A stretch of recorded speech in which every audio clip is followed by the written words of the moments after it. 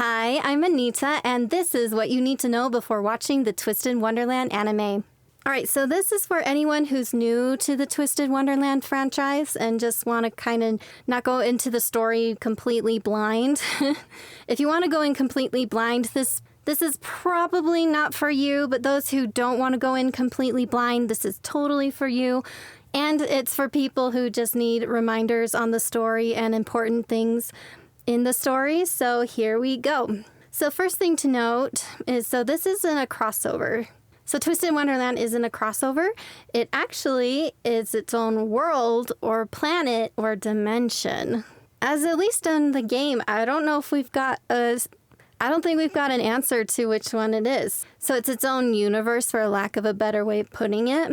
So the bulk of the story takes place at Night Raven College, and it's a college that teaches magic. And who runs it is a very mysterious character named Crowley. Also something to note with Night Raven College, so in this universe, this world, this dimension, whatever you want to call it, it's a very prestigious school that teaches magic.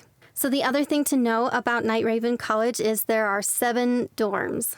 And each of the dorms are modeled after who are called the Great Seven. Us as the audience know that the Great Seven are basically popular Disney characters. But to the students, the Great Seven are role models that embody certain attitudes or values that the students want to model.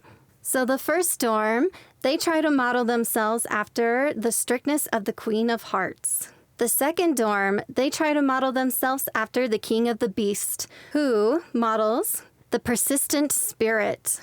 The third dorm, they try to model themselves after the Sea Witch, who has a spirit of a benevolent heart. The fourth dorm try to model themselves after the Sorcerer of the Sands, who inspirits the mindful personality. The fifth dorm, they try to model themselves after the Fairest Queen, who models the spirit of tenacity.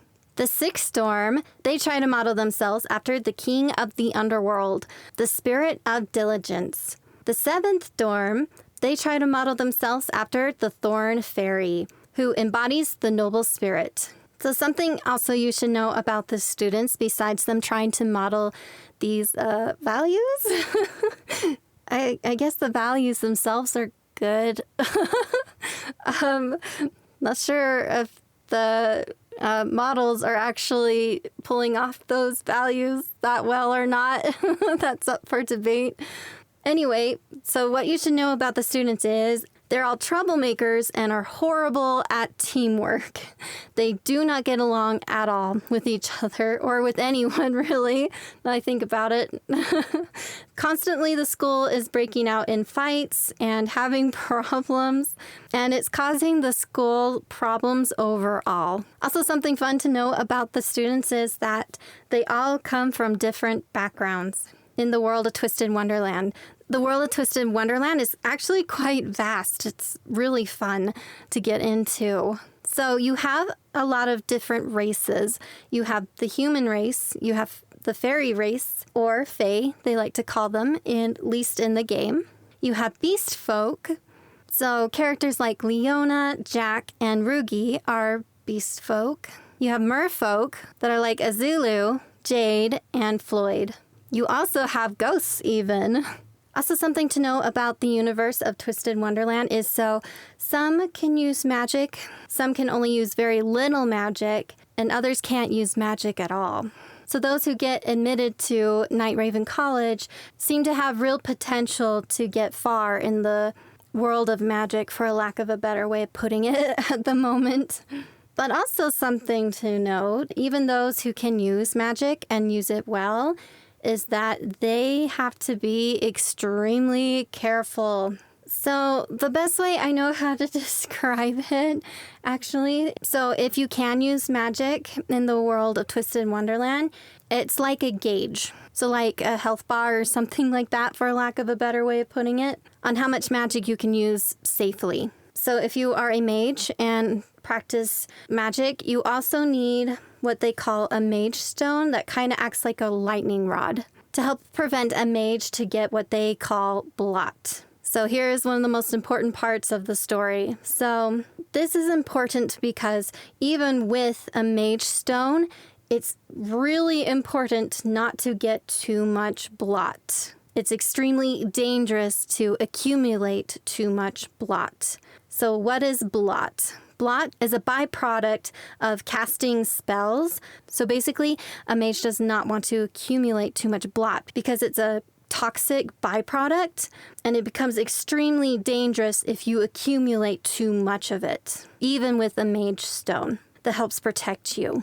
Also, something to note with overblot is it's speculated that depending on what a mage's mental state is, has a lot to do with accumulating blot faster, which can make it even more dangerous. So also one of the most important things to know about blot is that this toxic waste is actually capable of turning into a monster.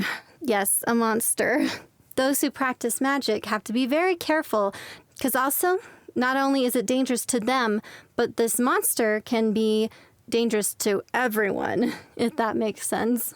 Honestly, you might have to just experience the story to get all of that to its fullest, but hopefully that gets you started in the Twisted Wonderland universe. You don't go into blind. And two, if you're not new to Twisted Wonderland, just need the refresher of all that. Hopefully that helps you out. Comment below if you would like more of this kind of video. I love Twisted Wonderland, so to talk more about it, I would totally love. I've been playing the game since a week or two after it came out in English, so yeah, it would be totally fun for me to talk about it more if you would like that. If you have any questions, comment below. I'll try to answer them. I might have to answer them in a video, but if you have questions, comment below and I'll see what I can do. Thanks so much for joining me today. And if you love this, you'll definitely love my next video. It's on a theory I have about overblot. So click on it if you would love to know what my theory is. So see you over there.